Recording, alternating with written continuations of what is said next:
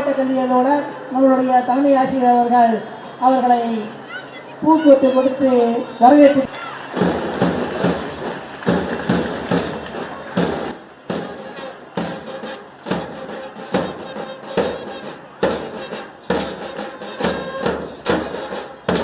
நம்முடைய 150வது ஆண்டு விழாவிற்காக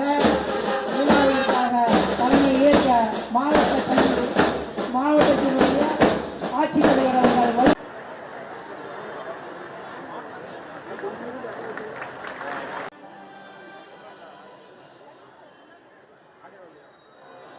எல்லாரும் கையில கொடுக்கலாங்க சார். சார் எல்லாரும் கையில உருவாகும். அதனால தான் இந்த ஒரு நிர்வாகத்திறனும் நம்மள்கிட்ட இருக்கிற குறைந்த விஷயங்களை வச்சு, குறைந்த ரிசோர்ஸஸ், இன்னைக்கு நிறைய நோட் புக்ஸ் வச்சிருக்கிற பிள்ளைங்கள விட ஒரு 4 புக்கு 4 நோட் வச்சு, ஒரு பென்சிலை வச்சு, ஒரு ஜாமெட்ரி பாக்ஸை வச்சு, அதுலேயும் உடஞ்ச காம்பஸை வச்சு பயன்படுத்தின பிள்ளைகளுடைய அந்த ஒரு பார்வை நிச்சயமாக ஒரு பணிவையும் எளிமையும் நிர்வாகத்திற்கான தேவையும், இன்னும் சொல்லப்போனால் அரசு பள்ளிகளில் படிக்கிற மாணவர்களுக்கு இருக்கிற டீம் ஒர்க் நிச்சயமாக மற்றவங்கள்ட்ட இல்லை.